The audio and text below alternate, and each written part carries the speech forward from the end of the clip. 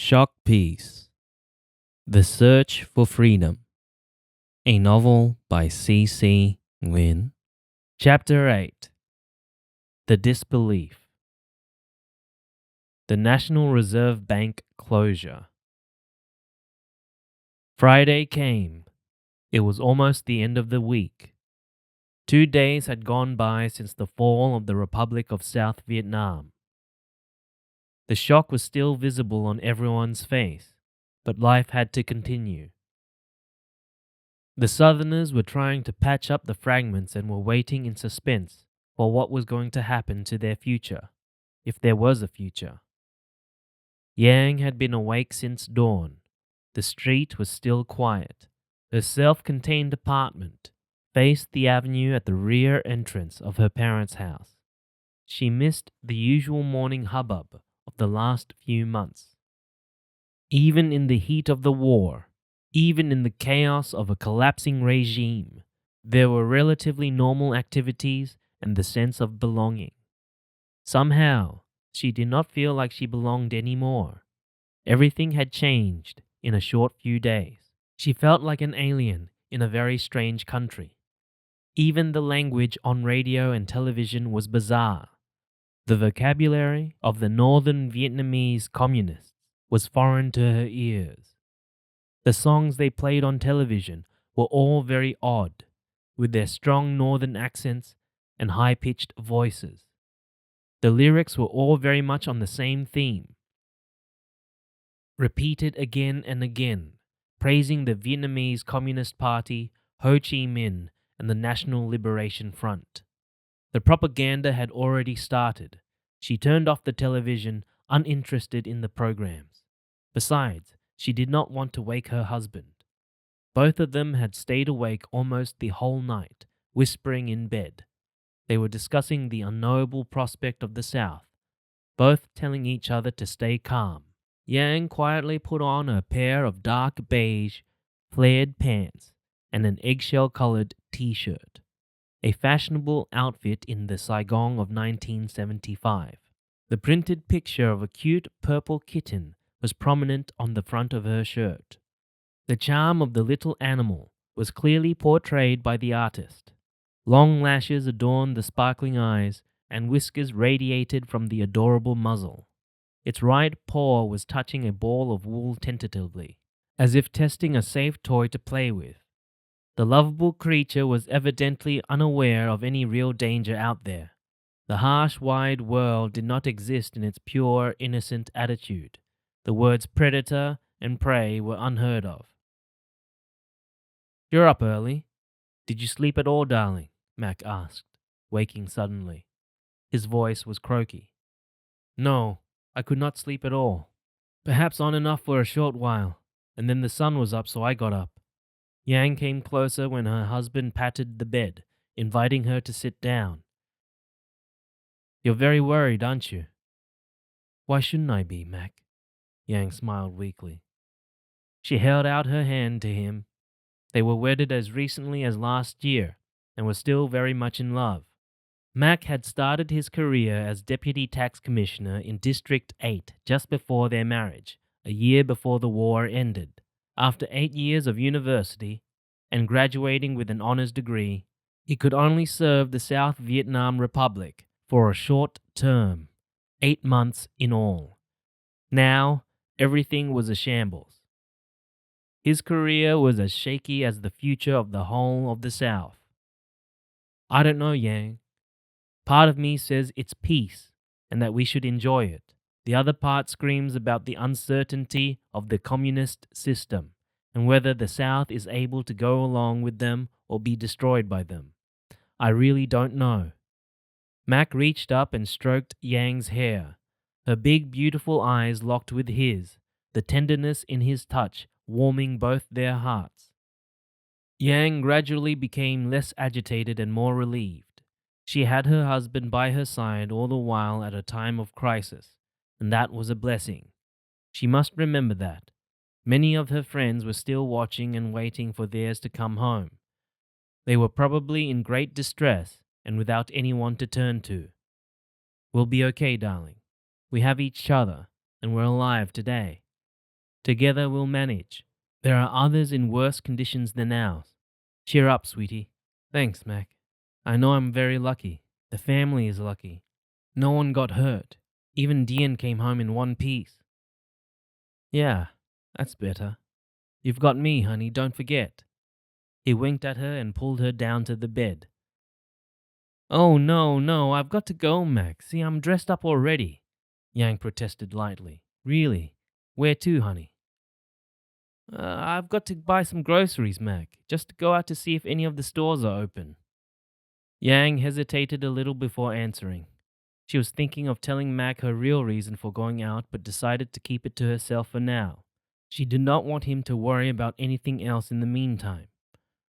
All right, but just a cuddle, darling. I want to hold you in my arms for a little while. I want to feel your warmth, please, Mac pleaded. Okay, only for a little while, Yang smiled at her husband. They lay in bed spooning and listening to each other's breathing. Their intimacy was needed to bring hope and calm to both of them. Yang stood up when she heard Mac's gentle snore. Poor Mac. He was even more worried than her. But he made an effort to assuage her anxiety for her sake. Yang knew that. She had a mission today. She was going to the South Vietnam National Reserve Bank to deposit some money. The last few weeks of the war had been so chaotic that Yang had withdrawn a large chunk of their savings and kept it at home, just in case they might need it. Now it was over. The country was at peace, but the commotion was even more disturbing. Yang was uneasy with so much cash at home. There were talks of violence and robbery, of people's property, cash, and jewelry in the greed that followed the 30th April communist invasion. The worst and most feared spies knew who was who and took advantage of the period of disorder to strike. She did not want Mac to worry any more than necessary for her safety or the safety of the whole family. It was her decision to get to the bank today and return their money without telling him. In her thinking, it was clear there was going to be a change of government, but Yang still believed in a system. The communist system was unfamiliar to her, but it must have a system, regardless. They were going to govern the country with a different ideology, and that was sad. But there must be a government in the reunited country, Yang reassured herself. Their language might be strange and peculiar. Their manner might be weird and alien or even crude, but they were still her fellow citizens from the north. There were no doubts about that, Yang supposed. The Southerners were vanquished citizens, but they were going to be treated as citizens in a country once more at peace, Yang trusted. They were not enemies anymore. The Civil War had ended already, Yang reminded herself. Yang did not know that the naivete of a 24-year-old Southern woman was as clearly visible in her as the kitten on her t-shirt.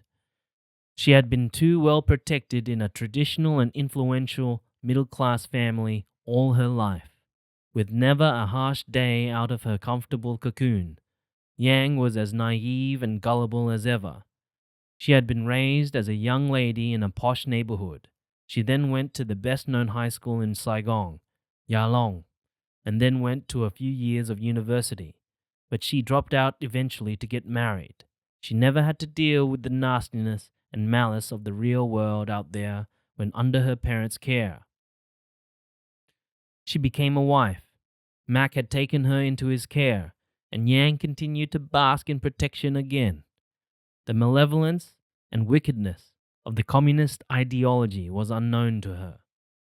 Yang did not judge the communists by their reputation, and she could not convince herself of their cruelty because that was so outlandishly merciless. The harmonious, gentle character of a Buddhist Southerner did not allow for such ruthlessness in her thinking.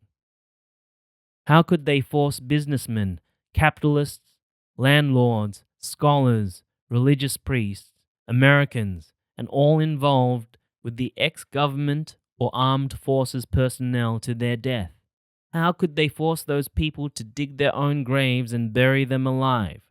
She heard voices so disturbing that Yang thought only barbaric animals or sick minds could act like that. She did not believe it. It was absurd, unthinkable. Yang went to the pantry cupboard and rummaged into the stocks of noodle and rice, where she had hidden the 2 million Republic of South Vietnam dong. The dong is the usual currency of Vietnam, like the dollar in Australia. They were wrapped carefully in 4 crisp bundles of 500 notes. Yang gathered them in a large brown cloth bag. She grabbed a few packets of noodles to put on top and placed the bag inside the storage compartment of her motorbike. She pushed her motorbike silently out of the back door, mounted it, and rode it to the bank. There was light traffic on the streets. People were involved in their own business. So was she, Yang thought. There were crowds shouting jubilantly, "Peace! Peace! Vietnam has peace after all! Hooray! Hooray! We are at peace! Let's enjoy it, oh beautiful holy peace! No more fighting! No more bombing! No more death! No more misery! No more running away from battle zones! No more war! It's peace now! Vietnam is one whole country! No more division! No more 17th parallel borderline! Hooray! Our country is unified! Hooray! Peace! Peace!" The crowd continued in their ecstasy about peace and the unification of Vietnam. There were red, blue, and red flags with yellow stars everywhere. Yang avoided streets with crowds, and she turned into a different route. Although it was just 8 o'clock in the morning, people were already jam-packed in front of the door of the National Reserve Bank. However, only a small number of patrons were allowed in and out at intervals by the security doorman. The crowd was hectic and noisy. Many were trying to shove in, pushing forward despite the closing door. Yang was very anxious. She was holding on to her brown cloth bag tightly. There were times Yang wanted to go home, but she was in the midst of the crowd now and unable to turn back. "Geez, I did not know that everyone was desperate to be here," someone commented. "Back out a bit, would you?" an agitated voice growled. "I can't. They're pushing from behind. It wasn't me." A woman was walking out of the bank hurriedly, and the crowd was more alive, eager for information. Someone pulled her in. "Could you get anything out?" she asked. "Yes, but not entirely, though. I wanted to withdraw more, but they only allowed 100,000 each. They said they were afraid they might not have enough cash for everyone." "That's very lucky of you." "I've been here since 6 o'clock. There were people here before me. Yes, lucky that they've still got some cash left to hand out. I wonder if there will be something left for me in this crowd. Oh dear, oh dear. Yesterday they allowed 200,000 dong each. At this rate they might run out of cash very soon. I only want to get 50. We have no money to buy food. They should have that, I hope," another woman wished. She looked at the door and sighed. A concerned expression was on her face. Yang was perplexed. She thought of returning home without depositing her money, as it seemed everyone else was withdrawing but her. Then the door was opened, and Yang was pushed through with the throng. She went to the cashier and mechanically pulled out her 4 bundles from the cloth bag. Then she placed them on the counter in a heap. She gave the entire 2 million dong to be deposited back in her account without further thought. The hell with it. Yang gave up. She did not know what to think any more. The cashier was surprised at the large amount of cash that suddenly materialized in front of her. She hesitated and looked up at Yang, unsure of what to do. "I want to make a deposit, please," Yang said. The cashier looked at Yang penetratingly again, about to say something. Then she decided against it and accepted the 4 thick stacks of 500 dong notes without another word. Whether or not she was glad that the bank was bailed out for another hour at least with this amount of cash, she did not show it. There were going to be another 20 people relatively happy at home with 100,000 dong each. Thanks to the young woman who was the only depositor in thousands of withdrawals on days like this. Yang took the receipt from the cashier, looked at her balance, and walked out of the bank as if in a daze. She was not sure if she had done the right thing, but she did it anyway. The flow of thoughts was somehow very fragmented. Yang tried to make sense of things, but it seemed there wasn't a logical thought in her mind now. She was confused, not knowing what was right or wrong, as if in a trance. The money was safer now, Yang reassured herself again. Yang did not know that was the last time she would see her balance on her account, as the bank closed permanently a few days later. After the National Liberation Front had transferred all authority to the Provisional Revolutionary Government of the Republic of South Vietnam, things changed dramatically. The closure of the bank was one of the first measures. As the days passed, people were devastated by shocks of growing intensity. "Have you had any news from the bank?" some would whisper in their discussion. Without a word, without any official notification or letter of announcement, the provisional government took what remained in the National Reserve Bank as belonging to them. "What's happened to our money? Strangely, it's not ours anymore. Every account has been raided. They've taken everything. It's not ours anymore." They repeated the phrase solemnly. "They seized it all. All is now the treasure of the Communist Party, without any regard to us and the rest of the population of the South. You must get used to that idea, even if it seems impossible. But our money belongs to the state now." The account holders had had no notice whatsoever to get access to their accounts in which all the money, jewelry, gold, etc. were now no longer theirs, and there were no explanations offered. "What are we going to do? What can we do? We've no right to protest. We're on the losing side." No one would be brave enough, foolish enough to ask. Would you? No, of course not. They'll label us as capitalists. I'd rather be without my money than being called that. Some would shake their heads at the projected fear. Then no one had dared to ask. They were stunned to be deprived and robbed of their life savings, but they were also scared to death of being classified as capitalists in the communist world. The new government defined capitalist very narrowly. If you have money in the bank, then you are a capitalist. That was a crime punishable by the party and the people. The function of the capitalist was unforgivable. In the classification of communism, only laborers and party members mattered. Capitalist was one class amongst those to be abolished, and the new government had already started its horrendous process of abolition. The terror had started.